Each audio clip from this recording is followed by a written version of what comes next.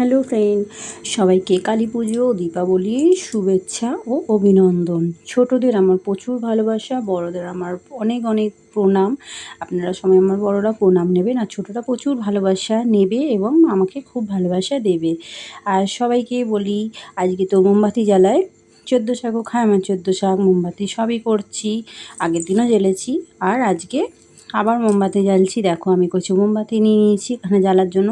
তো এই থালার মধ্যে যতগুলো মোমবাতি ধরেছিল ততগুলো নিয়ে আমি এখন ঘরের চার সাইডটা সাজানোর চেষ্টা করব। কারণ আমি প্রত্যেক বছরই মোমবাতি জ্বালাই, প্রদীপও জ্বালাই, কিন্তু এবছর আমি প্রদীপ তৈরি করিনি। কিন্তু আমি বড়বাজার থেকে জল প্রদীপ কিনেছিলাম, সেগুলো মোমবাতির সাথে একটা করে দিয়ে দিয়েছি। এখানে দেখো এই যে জল প্রদীপগুলো খুব ভাল লাগে, তো এইগুলোই দিয়ে দিয়েছি। কারণ এবছর আমার মনটা একটু খারাপ ছিল, সেটা আমি তোমাদের সাথে শেয়ার করব কেন খারাপ ছিল। আর দেখো ঘরের চার সাইডে আমি দিয়ে দিয়েছি, আর এখন ঠাকুরের ওখানে দেওয়া হয়ে গেছে বলে আমি ঘরের দিকে দিচ্ছি। এবার আমি একটু উপরটা ভেবেছিলাম দেবো, কিন্তু যেহেতু ওখানটায় প্লাস্টিকের জিনিস তাই দিলাম না, যদি মোমবাতিটা গলে গিয়ে ওখানে পুড়ে যায় প্লাস্টিকের জিনিসটা, সেই কারণে আমি দিইনি। তো এই ঘরের দিকটা দিয়ে নিচ্ছি। আর আমি আমার গলিটাকেও একটু সাজিয়ে নেব। তার কারণ হচ্ছে আমি প্রত্যেক বছরেই গলি সাজাই, এমনকি লাইটও লাগানো হয়, কিন্তু এবছর আমরা লাইট লাগাইনি। আর গলিটা যতটা পারছি সাজিয়ে নিচ্ছি, যেহেতু বাটি মোমবাতি কিনেছি, যার জন্য দেয়ালে দিতে পারবো না।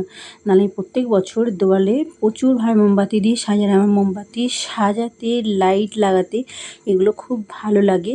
প্রত্যেক বছরেই করি, কিন্তু এবছরে ভালো একটু চেঞ্জ করি, কিন্তু লাইটটা লাগাইনি। নিজেদের কাজের প্রচুর চাপ ছিল, যার জন্য লাগিয়ে হয়ে ওঠা হয়নি।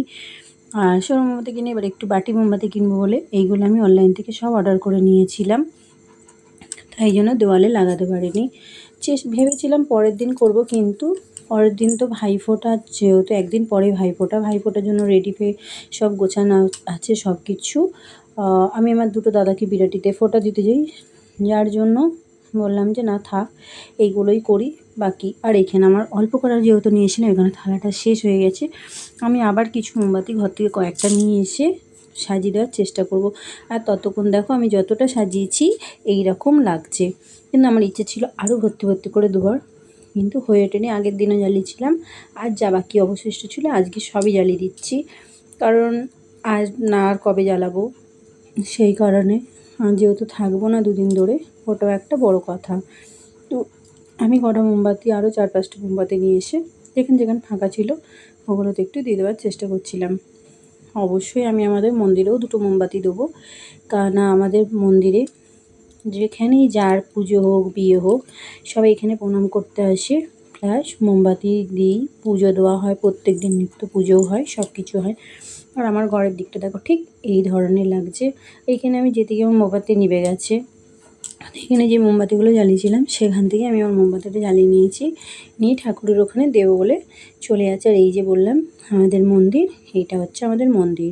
এখানে আমাদের প্রত্যেক বছর বাৎসরিক পুজো হয়, অনেক দূর থেকেও লোক এসে পুজো দিয়ে যায় সব কিছু। আর এখানে আমি একটুখানি পাপচাটাও সরিয়ে দিলাম, কারণ ঠাকুরের ওখানে যেহেতু মোমবাতি দিচ্ছি সামনে থাকবে, সেই কারণে একটু সরিয়ে দিয়েছি।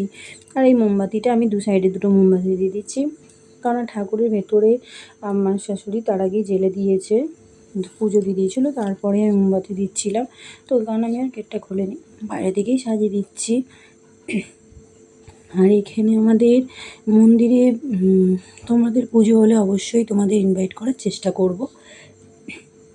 দেখো এখানে মোমবাতি লাগানো হয়ে গেছে আমার চারদিকে। আমার বাড়িতে আমি লাগাইনি লাইট, কিন্তু আমার ভাসুরে সবাই লাগিয়েছিল, তো ওতেই এইবারে হয়ে গেছে। আর এখন আমার মোমবাতি জ্বালানো শেষ হয়ে গেছে। আমি এবারে এই যে বাচ্চাদের সঙ্গে, আমার বাচ্চা থেকে স্টার্ট করে আমার ভাসুর বাচ্চা সবাই মিলে একটু বাজি ফাটানবে, তো সেইগুলো রেডি করে দেবো। আর ঠিক আমার গলিটা এরকম লাগছে। তো আমার মন চাইছিল যে আরও মোমবাতি নিয়ে লাগাই, কিন্তু আর করিনি। এদিকে সব বাজি ফাটায় বলে সবাই তাড়াহুড়ো করছে, সেই কারণে আর এই দেখো বাজি ফাটাতে চলে এসেছি। তো আমাদের পাশে একটা ছাদ আছে, আমাদের বাড়ির সামনাসামনি, ছাদটা ফাঁকাই পড়ে থাকে। তো ওখানে এসে আমরা বাজিগুলো ফাটাচ্ছি, কারণ ফাঁকা জায়গাতেই বাজি ফাটানো দরকার, ঘরের সামনে ফাটাবো না বলেই বাজি ফাটাচ্ছি। আর এইখানে সব রকম, আর এটা একটা তুবড়ি তারাবাজি। তো আমার এই বাজিটা খুব ভালো লেগেছিলো, যখন উঠছে পট করে সেই তারা ফাটার মতো ফাটছে। তো বাজিগুলো তো সবই খুব সুন্দর হয়েছে, কিন্তু তারপরেও নিজেদের মনটা খারাপ ছিল। এই কারণে খারাপ ছিল, যেদিনকে আমি বাজি আনতে গেছিলাম সেই দিনকে পুলিশে আমাদের বাজি চেক করেছিল, সবারই করছিল কিন্তু আমাদেরও চেক করছিল। তো চেক করার পর আমার কাছ থেকে রকেট নিয়ে নিয়েছিল, যে বাচ্চারা ফাটাবে বলে। আমরাই বাচ্চাদের বলতে বড়রাই ফাটাবে, বাচ্চারা দেখবে আনন্দ করবে। সে রকেট নিয়ে নিয়েছিল আর কয়েকটা বাজি ছিল সেগুলোও নিয়ে নিয়েছিল। তো সেই সব বাজিগুলো আমি বলেছিলাম যে আপনি নিচ্ছেন, আমাকে রকেটগুলো দিয়ে দিন, কিন্তু ওনারা দেয়নি। আর প্রচণ্ড বাজে বাজে মিসবিহেভ করেছিল। তো যা হোক, সেই কারণে খুব মনটা খারাপ ছিল, কিন্তু তারপরেও ভালো লাগছে যে যেই কটা বাজি অবশিষ্ট ছিল সেগুলো এনে আমরা বাচ্চাদেরকে দিয়েছি। বাচ্চারা যে ফাটাচ্ছে, আনন্দ করছে, এটাই ভালো লাগছে। তো এখানে আমি একটা বাজি ফাটাইনি, আমাকে বলছিল ফাটানোর জন্য, আমি ফাটাইনি। কেন, আমার খালি বাজিগুলো দেখে ওই বাজিগুলোর কথা মনে পড়ছিল, সেই জন্য এ করিনি। তো আমার হাজব্যান্ডকে বললাম যে তুমি করো, তুমি ফাটাও সব কিছু। আর দেখো এখানে চরকিটা এত ঘুরছে, আর সব বাজিগুলো এবছর খুব ভালো হয়েছিল। আর প্রত্যেক বছরে নেই, কিন্তু এবছরে বেশি যেন ভালো বাজি হয়েছিল, যার জন্য আমি এই বাজিগুলো সব নিয়ে নিয়েছিলাম। আর বলেছিলাম যে একটুখানি ঠিক করে দেখে নাও। তো সেই কারণে খুব ভালো করে দেখে শুনেই বাজি নেওয়া হয়েছিল। কিন্তু ওই যে বললাম, একটুকুনির জন্য ওই জিনিসটার কারণে মনটা খারাপ হয়েছে, কারণ আমরা প্রত্যেক বছর অন্য জায়গা থেকেই নিয়ে আসি।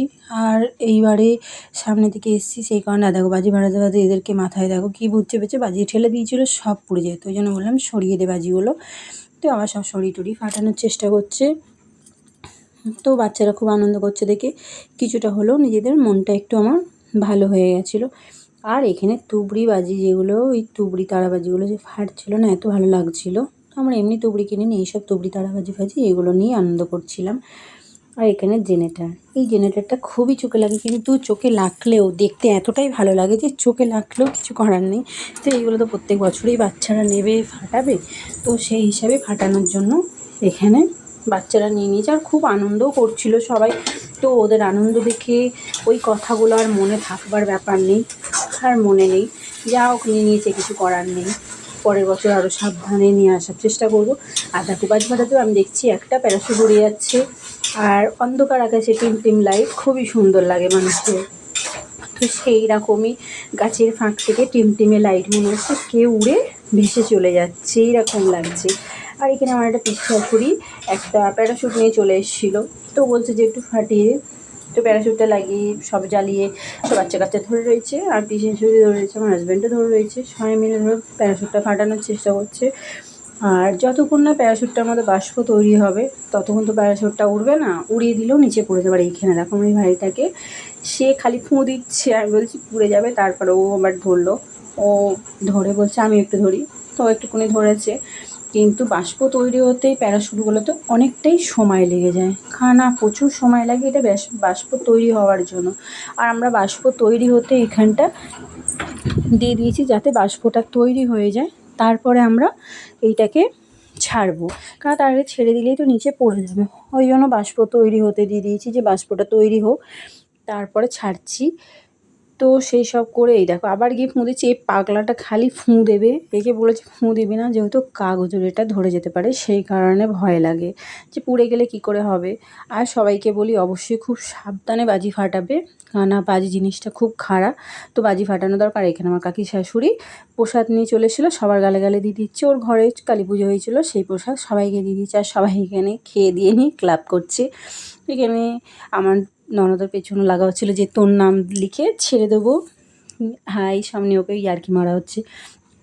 যাও, মোটামুটি আমাদের বাজি ফাটানো শেষ, লাস্ট আমাদের এটাও ওড়ানো হয়ে গেল।